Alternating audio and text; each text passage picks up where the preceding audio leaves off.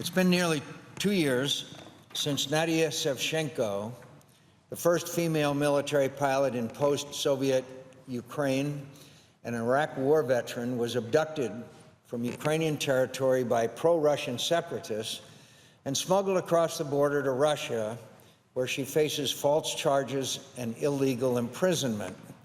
She's accused by Russia of having directed artillery fire that killed 2 Russian state television journalists in eastern Ukraine in June 2014, and then illegally crossing into Russian territory without proper paperwork. This is despite clear evidence provided by her lawyers that she was captured by separatists before this incident occurred and then hauled across the border in handcuffs with a sack over her head.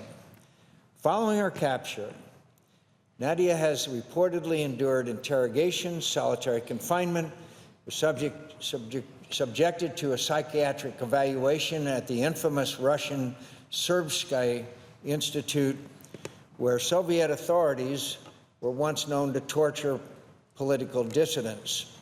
Further media reports suggest that she is gravely ill and near death. There are international laws that govern the treatment of prisoners of war, but Russia continues to deny that it is fighting a war in Ukraine and is therefore treating NADIYA as a common criminal. While there are also international laws that govern the treatment of common criminals, Russia has shown as much regard for those laws as Ukraine's sovereignty or the rights of Russians like Boris Nemtsov. Here's a picture of NADIYA standing trial in a cage. From a prison cell in Russia, NADIYA said, quote, "If I am found guilty, I will not appeal. I want the entire democratic world to understand that Russia is a third world country with a totalitarian regime and a petty tyrant for a dictator, and it spits on international law and human rights." And in her last appearance in court, Ms. Savchenko said, quote, "The trial proves the guilt of Russian authorities. They are to blame for seizing Ukrainian lands, capturing Crimea, and starting a war in the Donbass region. They are to blame for trying to establish, through their foul, undeclared wars all over the world, a totalitarian regime dominated by Russia." She ended her court appearance by saying, quote, "Russia will return me to Ukraine yet. Whether I am dead or alive, it will return me." NADIYA's captivity represents just the latest example of Russia's brazen aggression and disregard for the independence and territorial integrity of Ukraine. Last summer, another brave Ukrainian and film director from Crimea, Oleg Sentsov, faced a similar fate. A Russian court sentenced Mr. Sentsov to 20 years in prison based on charges that he was planning a terrorist attack against Russian forces after the peninsula was annexed by Russia. Despite strong evidence that Mr. Sentsov was innocent and international condemnation of his case, he remains in a Russian prison serving out his 20-year sentence. As Mr. Sentsov said in remarks following his sentencing, quote, "A court of occupiers can never be just."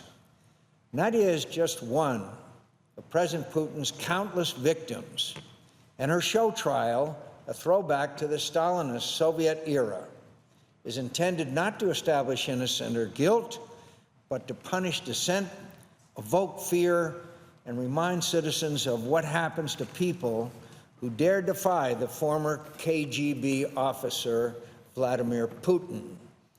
Her trial illustrates just how far President Putin is willing to go to humiliate Ukraine for its pursuit of freedom and punish Ukrainians for refusing to accept its illegal occupation.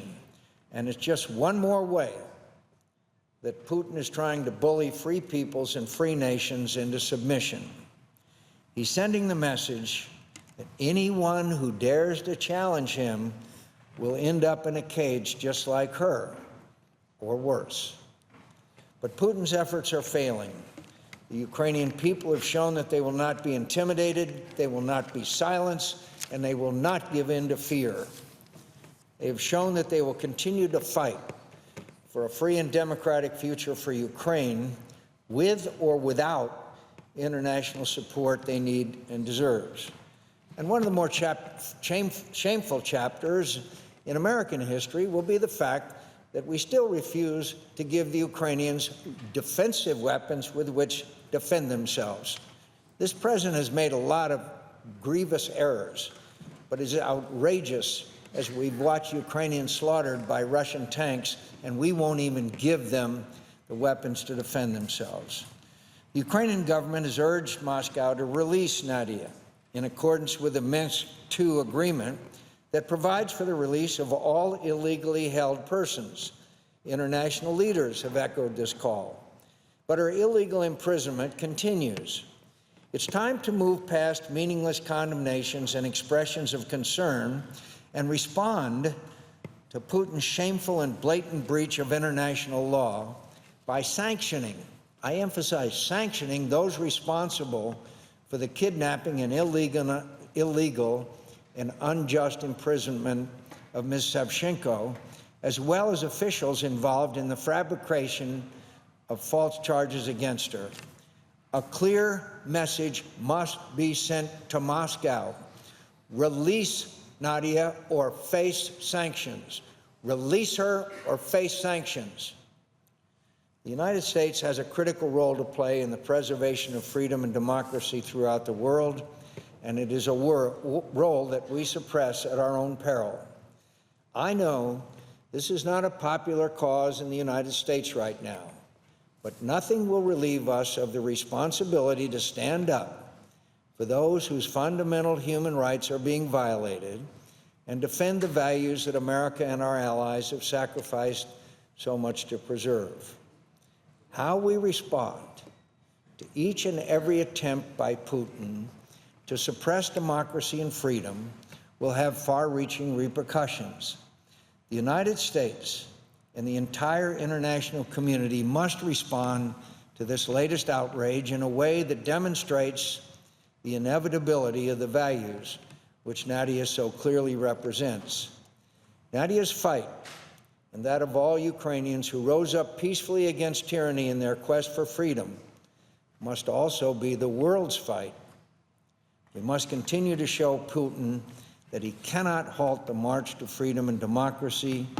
The Ukrainian people, and the Russian people too, deserve no less. Mr. President, I yield the floor.